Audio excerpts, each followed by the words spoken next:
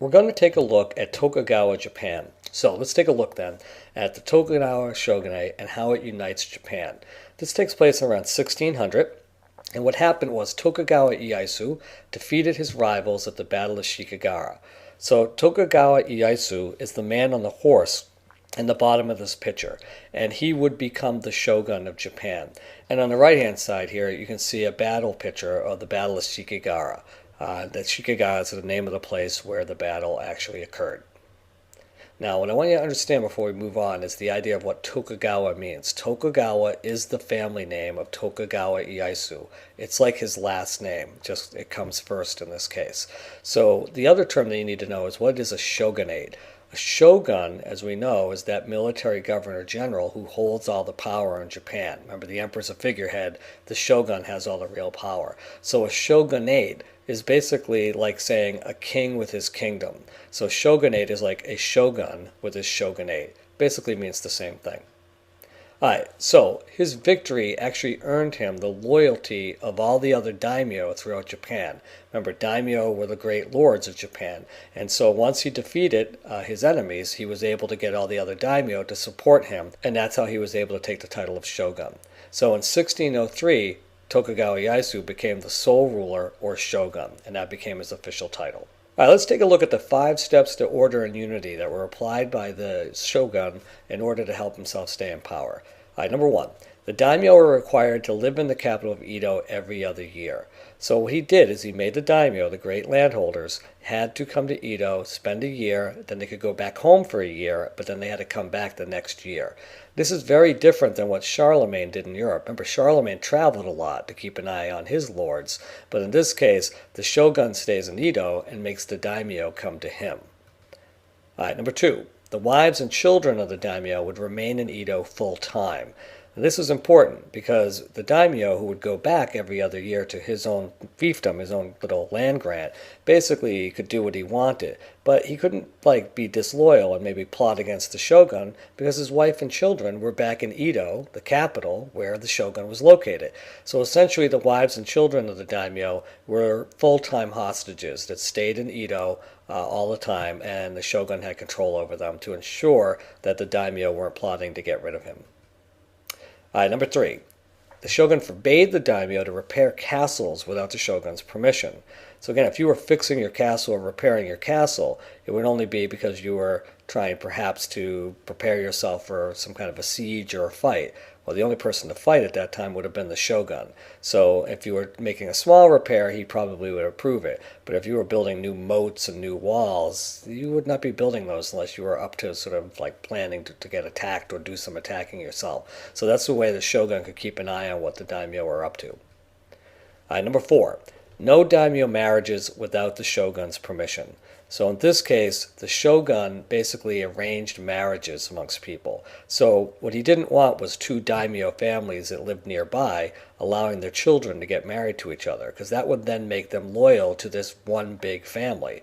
So what the shogun would do was he would marry daimyo from, let's say, a southern part of Japan with maybe someone from a northern part of Japan. By doing that, he's able to isolate people and keep them from unifying his families that could at some point challenge the authority of the shogun. So again, keep them isolated, keep them separated, and that keeps them under control. But families that allow people to get married to each other become large, extended families that support each other and are loyal to each other.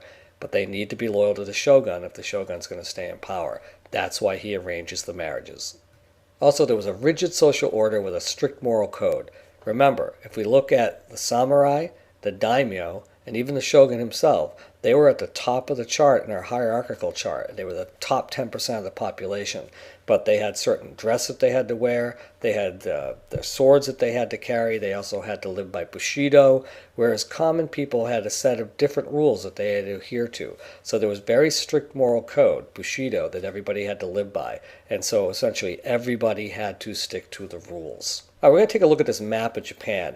Now, it's not the best map in the world, but what you can see is these gray areas are regions that are controlled by the shogun.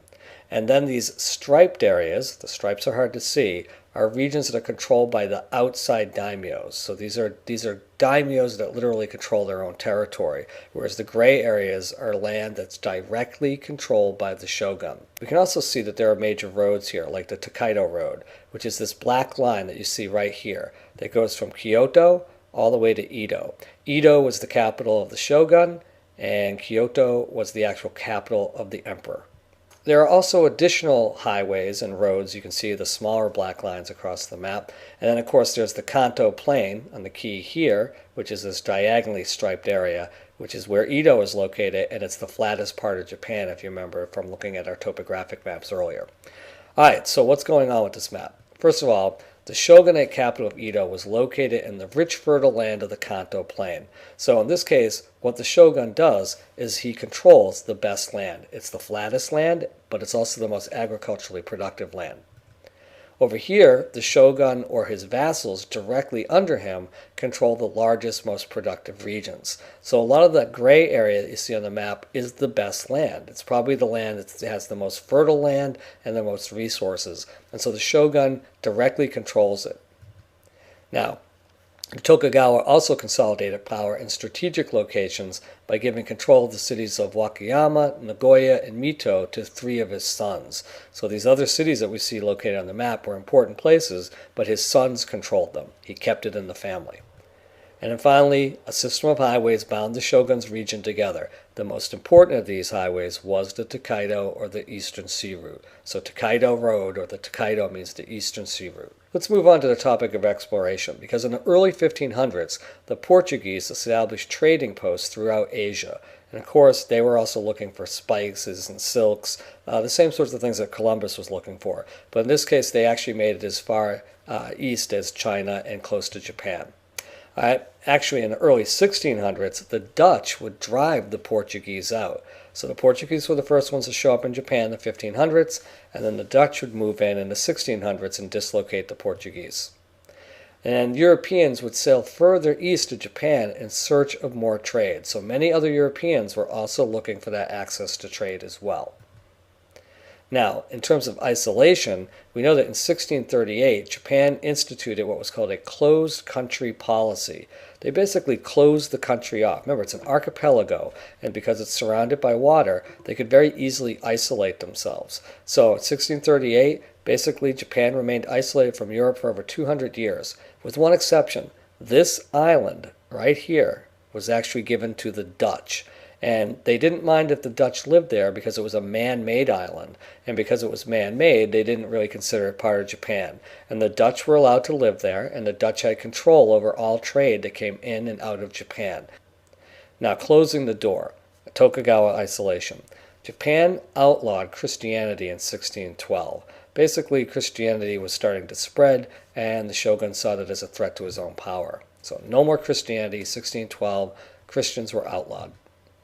They also barred all Western merchants and ended foreign trade at that time period. No more trade.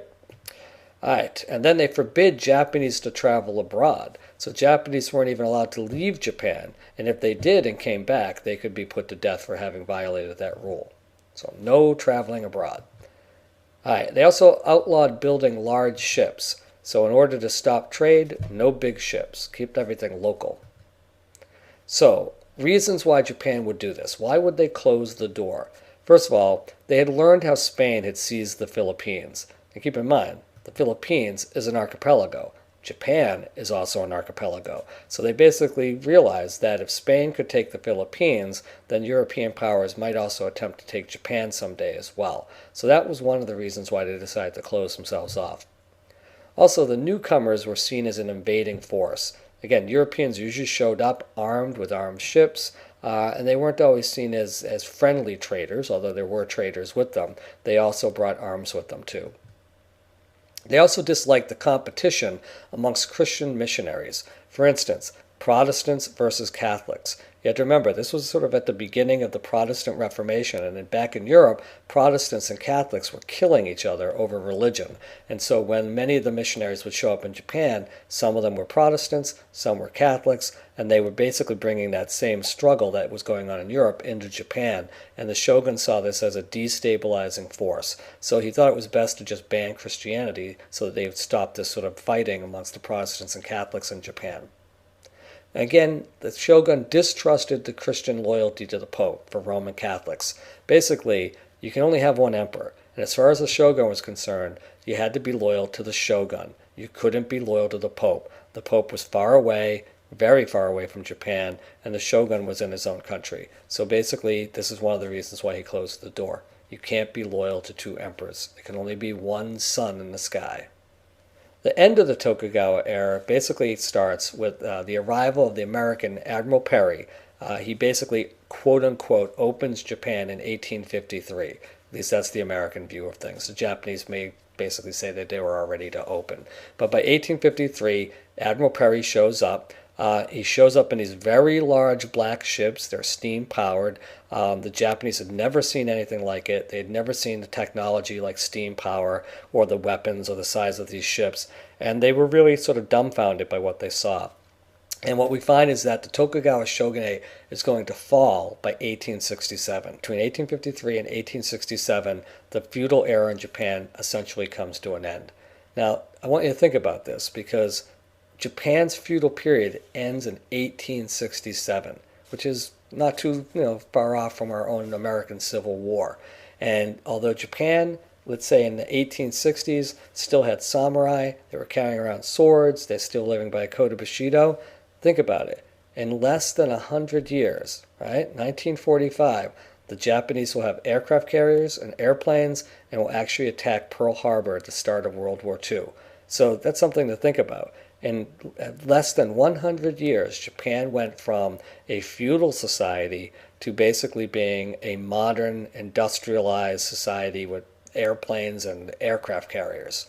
Imagine that if in 1867 Europeans were still fighting in suits of armor, and then in less than 100 years had airplanes and aircraft carriers.